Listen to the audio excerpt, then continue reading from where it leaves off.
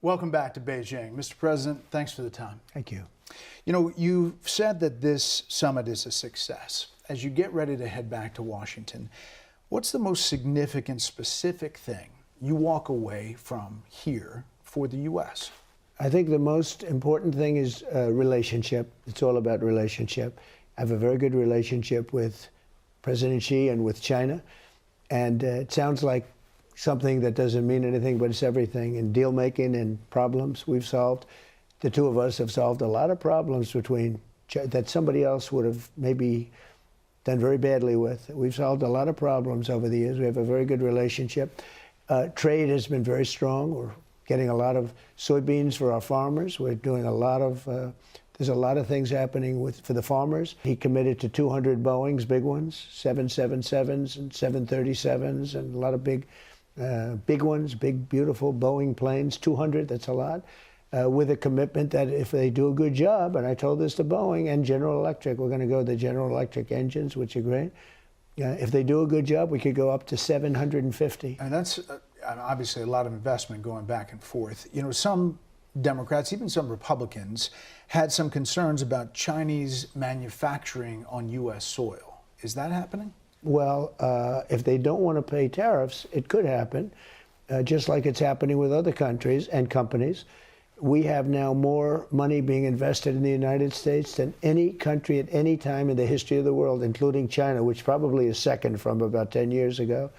We have $18 trillion in 11 months, not the 12th month hasn't come in yet, the numbers. We have $18 trillion. If China wants to come in and wants to avoid tariffs, if they build here, for the most part, they're going to be hiring American people. If they want to avoid tariffs, they're going to build in the United States. Despite concerns about China operating inside the U.S. Look, we have Japan is building massive, Toyota, Honda, all of them. I mean, they're building massive plants all over the country. So if China wants to build for their cars, now, I will tell you, I put 100% tariff on Chinese cars because I didn't want them coming into the country. If you take a look, only because they swamp you, they'll destroy your auto industry, and that's what's happening in Europe. And now they're saying we have to do a little bit like Donald Trump. Europe is being killed. They're being absolutely swamped by hundreds of thousands, millions of Chinese cars, and Mercedes and BMW and Volkswagen, they're getting killed.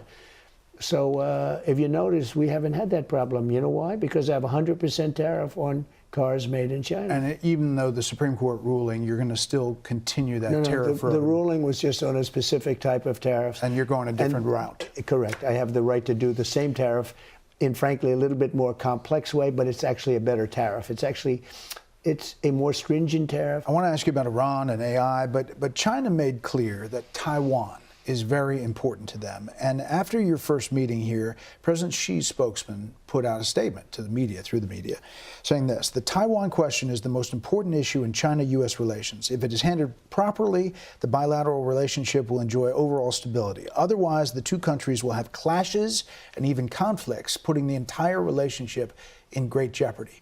You were still inside the meeting when that came out. That sounded almost like a threat. Was it communicated that way behind closed doors? No, it wasn't, not at all. But it has always been their most important issue. And it's not a takeover. They just don't want to see this place, we'll call it a place because nobody knows how to define it, but they don't want to see it go independent. They don't want to do it. And I think they probably would do something pretty harsh, and then they would be met harshly, and bad things will happen. No, it's not that. We talked, by the way, last night, we talked the whole night about that issue. I think I know more about Taiwan right now than I know about almost any country. You think it dominated the talk? It's always been his most important thing from the day I knew him years ago. I've known him now 11 years, 12 years. It's always been the biggest thing for him, Taiwan. Now, with me, I don't think they'll do anything when I'm here. When I'm not here, I think they might, to be honest with you. But I'm not sure that they do anything if it remained as is. But they have somebody there now that wants to go independent. Well, it's a risky thing when you go independent. You know, they're going independent because they want to get into a war, and they figure they have the United States behind them. I'd like to see it stay the way it is. And I'll tell you something. I'll make a little news. I'd like to see everybody making chips over in Taiwan come into America, because to be honest with you, I think it's the greatest thing you can do. because it's a heated situation. There's no question about it. And as you know, we have massive amounts of chip companies now from Taiwan already coming in. We expect to have 40 to 50% of the world chip business by the end of my term. And I think it should be even more than that. I think all of those chip companies, if they're smart, they're going to start heading to Arizona and the places where they're building. That's going to solve your problem. Should the people of Taiwan feel more or less secure after your meetings with President Xi? Neutral. Neutral. This Has has the been going on for policy years. changed at all? No, nothing's U.S. changed. policy. No, nothing's changed. I will say this. I'm not looking to have somebody go independent and, we're supposed to travel 9,500 miles to fight a war. I'm not looking for that. I want them to cool down. I want China to cool down. But you're waiting on approving billions of dollars of weapons for Taiwan. That's right. Is that I'm moving holding forward? it. Well, I haven't approved it yet. We're going to see what happens. What are you looking I may for? do it. I may not do it. Yeah, what's your hinge point? Well, I'm not going to say that, but I may do it. I may not do it. But we're not looking to have wars. And if you kept it the way it is, I think China's going to be okay with that. But we're not looking to have somebody say, let's go independent because the United States is backing us. So President Xi probably liked that you haven't approved the weapons to Taiwan. I would say like is maybe too strong a word because he thinks I could do it with just the signing of my signature, unlike Biden who couldn't sign his signature. No, I'm holding that in abeyance, and it depends on China. It depends. It's a very good negotiating chip for us, frankly. It's a lot of weapons. It's $12 billion. It's a lot of weapons. But, when you look at the odds, China's a very, very powerful, big country. That's a very small island. It's, you think of it, it's 59 miles away, 59 miles. We're 9,500 miles away. That's a little bit of a difficult problem.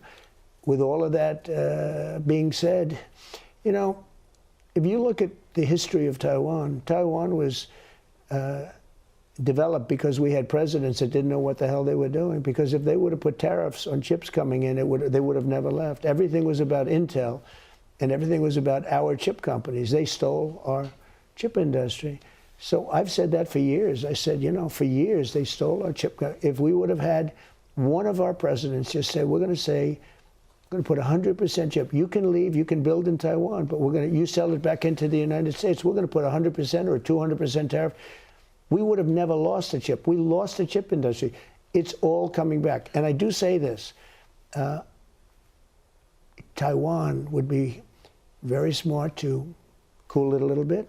China would be very smart to cool it a little bit. They ought to both cool it. On AI, was there any agreement about any kind of guardrails that China and the U.S. might agree to so that AI doesn't go crazy and Well, take we over talked the world? about it. Yeah, we talked about it. Look, AI is mostly a great thing, mostly. And we're leading China. We talked about that. We're leading China by a lot. I gave the right for AI to build their own electric producing plants. That's a big deal. They can manufacture their own electricity now, which we could never have gotten from the grid. And now you have these very rich companies headed by lots of geniuses building electric plants. Because of that, we are leading China by a lot in the AI race. Now, it's mostly the two of us. Other nations are in it, but mostly. And whoever wins the AI race, and we're going to win it. I mean, if we're smart, we're going to win it. If we're not smart, we're not. But we're leading by a lot. We talked about that last night. President Xi was very surprised at how well we've done with AI, because they thought, when it started, they took this gigantic lead. And we now we are substantially ahead of them in AI.